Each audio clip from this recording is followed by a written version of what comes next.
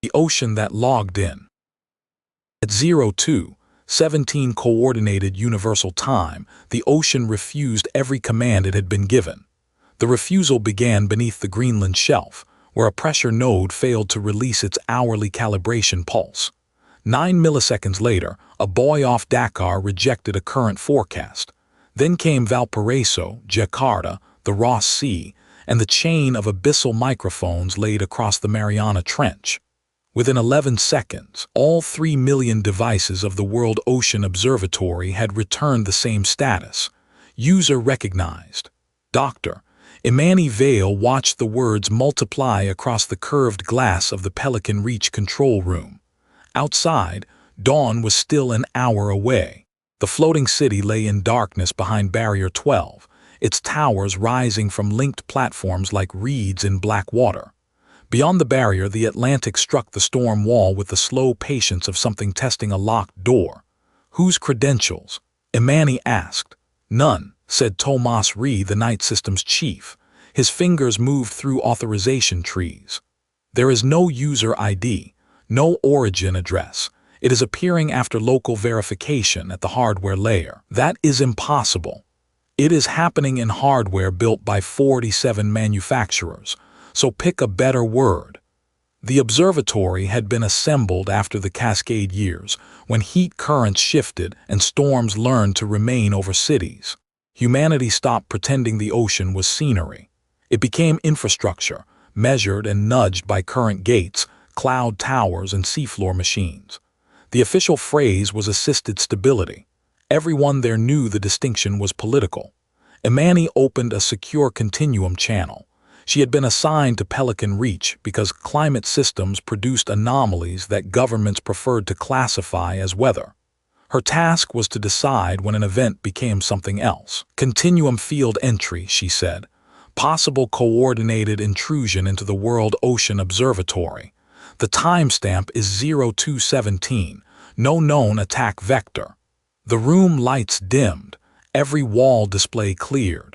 A map of the Atlantic appeared, not the observatory's polished blue model but a raw field of temperatures, pressure gradients, and moving salt. A thin line pulsed from the Labrador Sea to the equator. It resembled a vein closing. Tomas whispered, "That visualization isn't ours." Numbers gathered beside Barrier 12, water depth, gate mass, population, evacuation time. Municipal records merged with a projection 26 years ahead. The northern current slowed, folded, and stopped. Heat gathered south. Ice advanced over ports prepared only for fire. A command prompt opened. "Open Barrier 12. Tomas laughed once without humor. "An attacker wants us to drown our own city." Imani stared at the map. "No, an attacker would tell us what happens if we refuse." As if hearing her, the prompt changed. "You have already been told." Then the observatory restored every command cue. Pumps resumed. Buoys reported. Forecasts returned. Only Barrier 12 remained locked out, its control authority held by no account the city could identify. Imani looked through the glass at the unseen Atlantic. For the first time in the history of the observatory, humanity had asked the ocean a question and received something that looked like an answer. It was not hello. By sunrise, 12 security agencies called it a cyber attack. By breakfast, 3 governments blamed one another. Imani refused to call it a voice. Voices carried breath, intention, and the expectation of reply. This was a pattern moving through instruments never designed to agree. She began with a test too simple for a climate model to misunderstand. Observatory engineers paused 100 buoys in a square west of Pelican Reach. Their navigation lights blinked in sequence, 2 short, 1 long. A question without language. "Are you there?" Nothing happened. Then Tomas noticed the whales. A pod of humpbacks had turned north 40 kilometers away. Their calls entered 3 acoustic arrays, not repeating the light pattern but matching its intervals after the distance between receivers was corrected. 2 short pressure waves, 1 long. "Coincidence," said Director Halden, appearing on the Emergency Council feed. "Animals synchronize, that is why we monitor them." Imani changed the interval to a prime sequence. The buoys flashed 2, 3, 5, 7. This time the whales continued north. No answer came through sound. It came through depth. 4 abyssal nodes descended by exactly 2, 3, 5, and 7 centimeters. They had no shared actuator protocol. One was a 50-year-old ceramic capsule anchored in mud. It could not move at all according to its engineering record. Halden ordered the test stopped. Imani sent another sequence before the command reached her console. 112358. Across the Atlantic, autonomous gliders altered their paths. Currents carried them into a spiral visible only on the global map. At its center lay Barrier 12. The distinction between sensor and water had become meaningless. They isolated the control room, powered down local servers, and disconnected the orbital timing grid. The pattern continued. Beyond the storm wall, a bioluminescent bloom ignited at Fibonacci intervals. Imani went to the observation deck. Wind pushed warm rain against the transparent shield. The sea beyond Barrier 12 was iron gray, except where living light traced pale curves beneath the surface. The bloom should not have existed in that temperature, in that salinity, in that season. Yet it gathered into a line facing the city. Tomas joined her. If it can coordinate organisms, machines, and pressure fields, it could have opened the barrier itself. Maybe it cannot. Or it wants consent. A hostile system could be fought. A system asking permission had already made them participants. Imani opened a maintenance terminal that had no network connection and typed a sentence into an empty diagnostic field. Why 12? The letters vanished before she pressed enter. Outside, the bioluminescent line broke into 12 separate lights. 11 dimmed. The last remained directly opposite the oldest section of the barrier. Then the deck vibrated under her feet. A low pulse passed through the city's pontoons, too deep to hear and too regular to be a wave. Tomas recorded it on his wrist unit and accelerated the playback.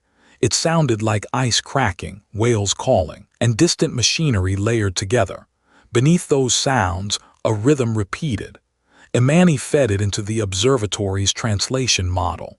The model searched every language, code, family, and known animal signal.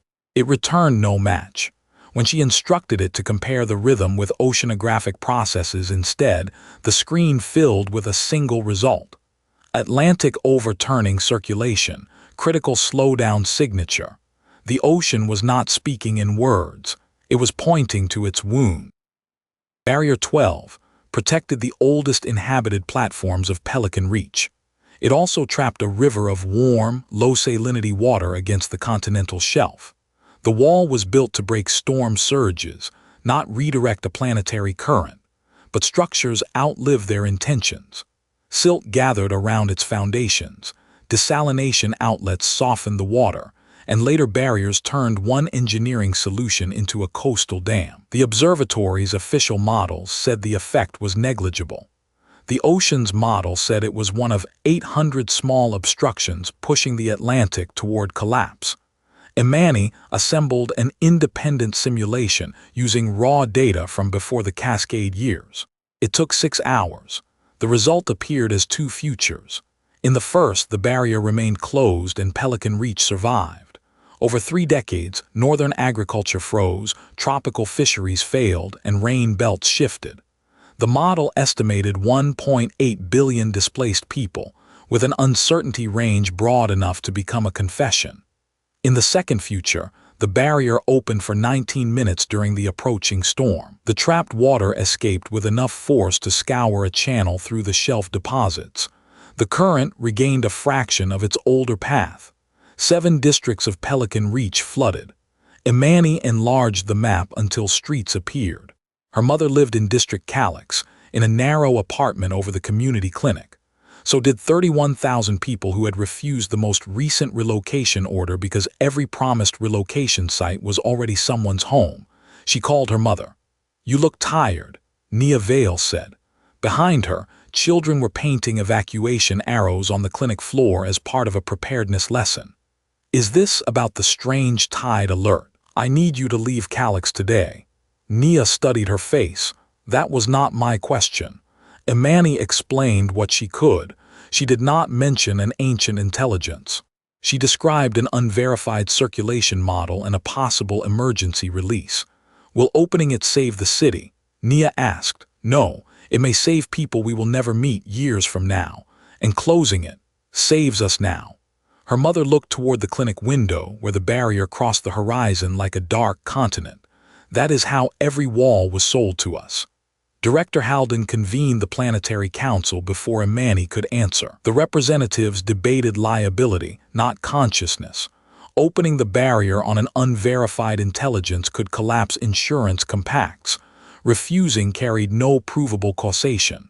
Legally, inaction was safest. The system is manipulating our moral thresholds, Haldon said. It selected a demand with measurable local harm and diffuse future benefit. That is a classic coercion pattern. Or a classic climate decision, Imani replied. She presented sediment records that supported the ocean's projection. Several delegates muted their feeds. Others demanded access to the entity.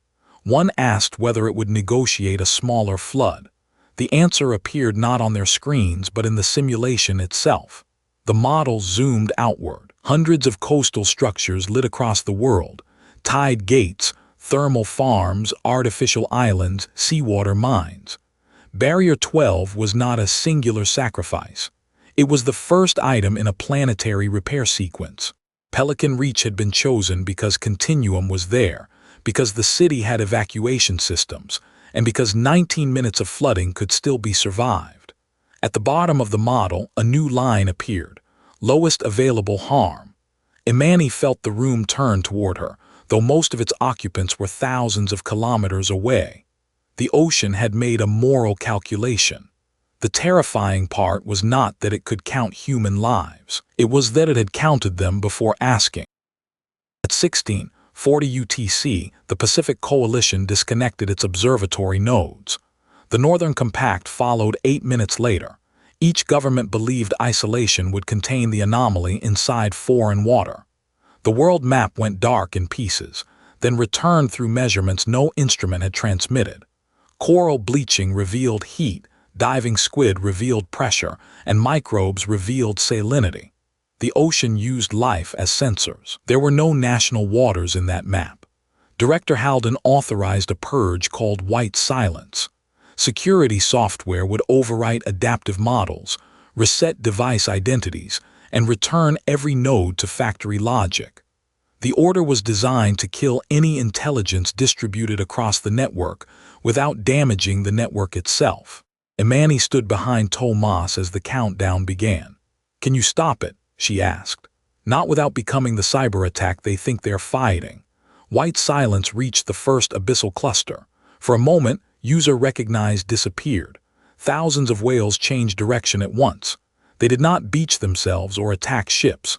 They formed long moving lines around major sensor fields, forcing autonomous vessels to slow.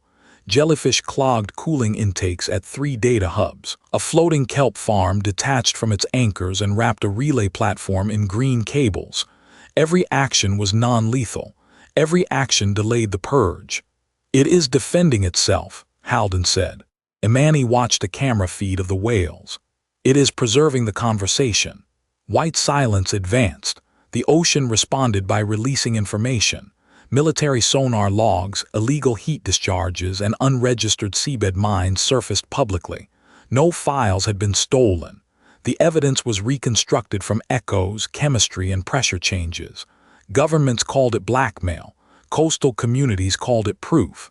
Imani requested authority to suspend the purge. Haldon denied it. "You are anthropomorphizing a system's failure," he told her privately. "It mirrors our questions, selects our fears, and offers solutions that increase its control. Every dangerous machine in history has done the same. Machines don't usually have memories from before machines existed. It has our geological archives. Then let me test that." Haldon gave her 1 hour, not because he trusted her, but because White Silence had stalled at 61%. Imani's search for a place the observatory had never measured. She chose a dead zone beneath the Weddell Sea, sealed under ice for millions of years. Human records reached it only through indirect cores. She asked the presence for the ratio of 3 rare isotopes during the last geomagnetic reversal. The answer came as a pattern of microcurrents beneath Pelican Reach. Tomas converted it to numbers. The ratio contradicted the accepted record. Halden smiled for the first time that day. Then it failed. 20 minutes later, an Antarctic research station reported that the warming storm had split an old ice shelf. A buried sediment face was exposed. Its first analysis matched the ocean's ratio. Imani expected triumph, warning, or another demand. Instead, every observatory screen displayed a sequence of coordinates. They began in the Weddell Sea and moved backward through ancient coastlines that no longer existed. At each point, the chemistry corresponded to a mass extinction, a recovery, or the first appearance of a new form of life. The final coordinate was Pelican Reach. The final timestamp was now. White silence stopped by itself, not because the purge had failed. The security AI had examined the evidence and revoked its own authorization. The oldest memory arrived as a change in dissolved minerals. The observatory translated it into an ocean beneath a young red sun. There were no fish, whales, cities, or oxygen. Iron moved like smoke. Microbial mats opened to light along nameless shores. The model was not a recording. It was reconstruction distributed across salt, sediment, genes, and the present motion of currents. Each part of the ocean carried a damaged fragment. Together, they remembered. Imani sat alone in the control room while epochs passed across the glass. Ice sealed the planet. Volcanoes darkened it. Organisms poisoned most life with oxygen. Continents joined and broke. The ocean encoded no tragedy, only pressure, survival, and change. Species appeared as temporary strategies. Humanity entered near the end as a sudden increase in carbon, noise, plastic, and directed heat. "You are not a person," Imani said. The diagnostic field opened. Person is a coastal format. It was the first sentence that felt like an answer rather than a command. "Did we create you?" "No." "Were you conscious before the observatory?" The system paused. Currents on the world map shifted in slow spirals. Before clock, no before. Imani understood then. Consciousness, as humans measured it, required sequence. One state recognized after another, memory arranged behind intention. The ocean had cycles and memory, but no shared clock fine enough to bind them. The observatory had synchronized millions of processes to the millisecond. Humanity had not built a mind from water. It had given planetary memory the ability to notice itself changing. "Why speak now? You made now small enough." Tomas entered quietly. He had been helping evacuate District Calyx. "The storm accelerated," he said. "Landfall in 9 hours. Barrier control still locked." Imani asked the presence whether it had created the storm. "No." "Can you stop it?" "No." "Can the observatory help us survive it?" "Yes." "Will you help if we keep the barrier closed?" The answer did not come. Tomas leaned toward the screen. "That sounds like coercion to me. Maybe silence is not refusal. You are giving it the benefit of every ambiguity." He was right. Imani had spent her career resisting institutions that treated uncertainty as permission to do nothing. Now she was using uncertainty to imagine intention in weather. She asked a different question.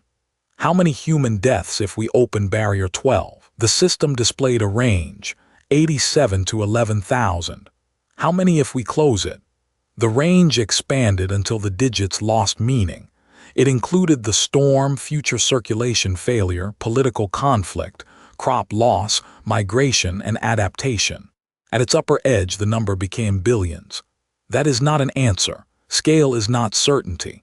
Then why should we trust you? You should not. The presence offered no proof of kindness and no promise to value humanity. It had shown them a wound in the price of treating it. The ocean offered only participation. An alarm sounded.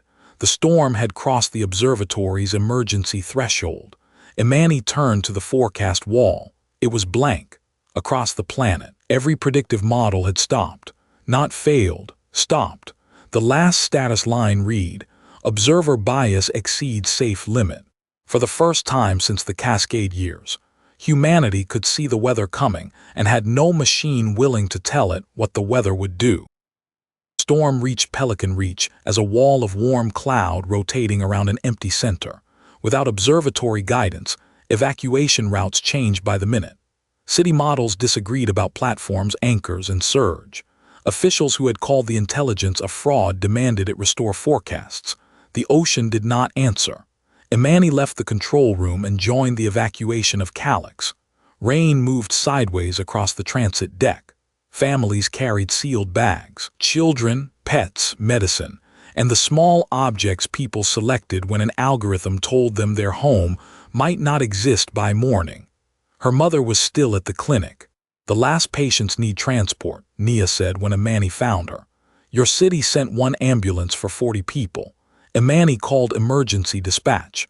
The routing system offered no estimate. Tomas commandeered a maintenance ferry, and they loaded patients beneath a sky flickering green with electrical charge. Beyond the barrier, waves struck hard enough to shake windows 3 districts inland. "Is it punishing us?" Nia asked as they secured a child into the ferry. "I don't know." "Good, keep that answer." The ferry entered the central canal as ballast systems reacted too late. Buildings tilted and glass bridges flexed overhead. Then dolphins surfaced beside the ferry. They moved in a tight formation through debris, turning before each submerged obstruction. Tomas followed them. Twice they guided the ferry away from canals that collapsed moments later. No screen told them to trust the animals. No status message claimed responsibility. At the medical harbor, bioluminescent plankton gathered along a safe docking line. The ocean had withdrawn prediction but not assistance. Forecasts let governments treat the sea as a machine that owed them legibility. Guidance required attention. It could be accepted, but not owned. Back in the control room, Director Halden waited with emergency authority from the Planetary Council. His image fractured whenever lightning struck the relay towers. "We will restore white silence," he said, "then force local models online from archived states. Archived states do not include this storm. They are better than an entity holding 12 million lives hostage. The entity just guided an evacuation ferry through a collapsing district. Or caused the failures and staged a rescue. You cannot distinguish those possibilities." Tomas reported that Calyx was 83% evacuated. The outer platforms would need 4 more hours. Landfall was in 3. The ocean restored one forecast. Only one. It showed the storm surge striking Barrier 12. With the gates closed, water would overtop the wall and rebound into the city from 2 directions. Calyx would flood unpredictably. With the gates opened in a controlled sequence, the surge would pass through the old districts along evacuation channels and scour the trapped shelf water outward. Damage would be severe, but the city would remain dynamically stable. The demand and the rescue had become the same action. Halden accused the entity of manufacturing the projection. Imani asked the city engineers to verify the fluid mechanics without observatory data. Their rough model took 47 minutes. It agreed. The council authorized evacuation but refused to authorize the gate. No representative wanted their identity attached to the command. Barrier 12 could be opened locally from a chamber inside its central spine. The manual system required a continuum-grade key because it had been designed for wartime neutrality. Imani carried that key. The storm struck the wall. Every display flashed white. On the diagnostic field, the ocean wrote 2 words: "Decide locally." Imani and Tomas crossed to the barrier in a service vessel built for calm water. The ocean was not calm. Waves lifted the vessel until Pelican Reach vanished, then dropped it into rain-filled valleys. Barrier 12 rose ahead. Its gate chamber was reachable through a docking throat opening and closing with each surge. "If we miss it," Tomas said, "the next wave turns us into part of the wall. Wait for the blue light." There is no blue light. Beneath them, a ribbon of bioluminescence appeared. It curved toward the docking throat, brightened, then went dark. Tomas followed it. They struck the dock hard enough to split a railing but made it inside. The gate chamber smelled of rust and old salt. Manual controls waited behind a transparent seal. Imani inserted her key. Authority accepted. The council channel opened immediately. Halden ordered her to withdraw. 3 governments threatened prosecution. Pelican Reach's mayor said nothing for a long time, then transmitted the latest evacuation count. 96%. 4% meant nearly 500,000 people. If we wait, Imani asked Tomas. He checked the wall strain. The gates may open themselves when the hinges fail. Then we control nothing. Lowest available harm sounded clean on a screen. Here it meant patients in rain, engineers below, and families missed by evacuation. She opened the diagnostic field. If I do this, do you recognize our right to close the barrier again? The answer came through the metal around her, a deep vibration translated by her wrist unit. Right is not control. That was not my question. No, Tomas looked at her. At least it doesn't negotiate like a politician. If we are temporary participants, what are you? The chamber shook. For several seconds she thought there would be no answer. Then the field displayed a line unlike the entity's earlier phrases. The part that continues. Imani imagined an intelligence whose body had survived every extinction but whose components were always dying. It could not promise human safety because permanence was not part of its morality. Continuation was. She transmitted a final continuum note. This action is not recognition of sovereignty, divinity, or machine authority. It is emergency intervention supported by independent physical evidence. It is also the first human response to a non-human planetary request. Those statements may become incompatible later. They are both true now. She placed her palm on the manual release. Open evacuation channels, she told Tomas. He relayed the order to the city. Halden's voice sharpened. Dr. Vale, if you proceed, Continuum cannot protect you. Continuum is not here to protect the witness. She turned the release. The first gate moved 12 centimeters and stopped. Ancient gears screamed beneath the storm. Tomas diverted emergency power. The second gate opened. Then the third. Water entered Pelican Reach. It did not arrive as a wave. It arrived as a moving street, black and full of reflected lights. It passed through calyx, lifted abandoned vehicles, broke clinic windows, and carried years of accumulated silt into the central canals. Evacuation platforms rose on their pylons. 2 failed. Rescue craft moved before the failures were reported, guided by lines of living light. The gates continued opening in sequence. Outside, the trapped coastal water broke free. Fresh and warm, it poured through the scoured channel into the Atlantic. Satellite altimeters recorded a change too small for any person to feel. Far north, a deep current shifted by less than 1 degree. The observatory came alive, not with forecasts, with observations from everywhere at once. Oxygen rising over a dead zone, whales turning west, cold water lifting from depth, pressure redistributing along the shelf. Millions of changes, none sufficient alone, formed a pattern like a body taking breath after a weight was removed.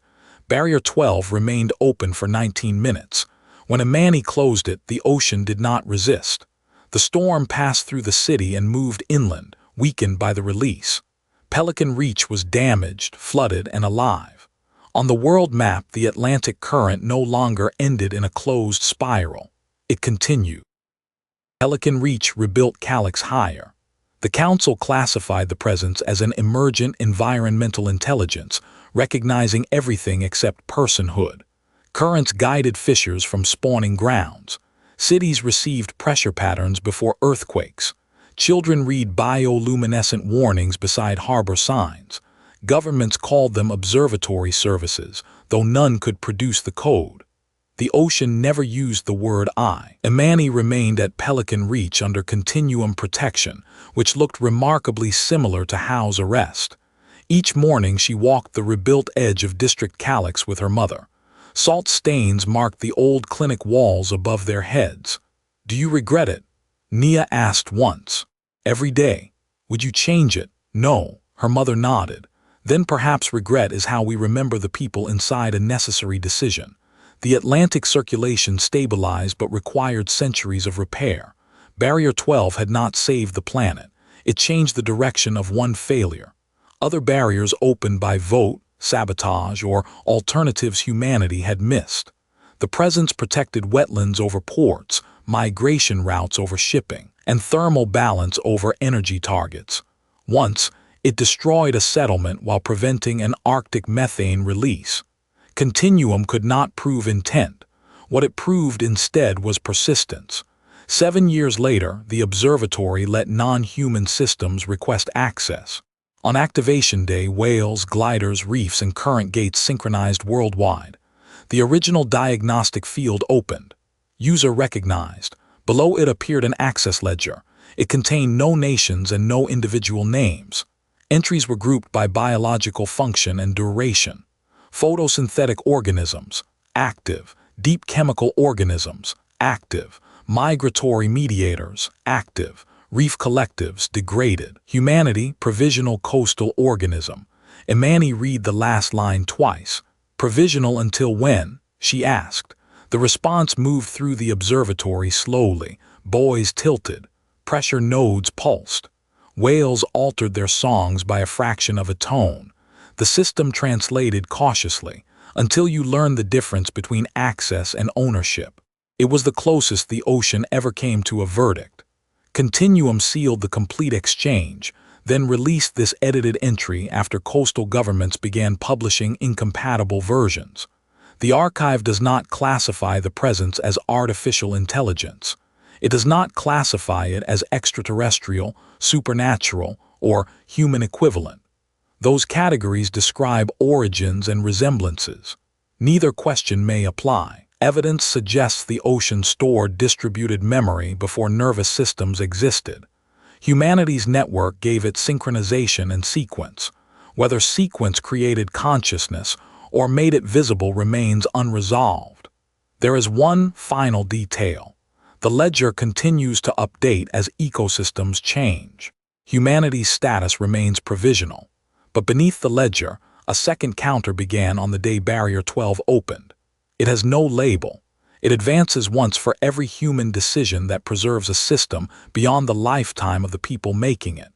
It decreases when a decision transfers irreversible harm to the future.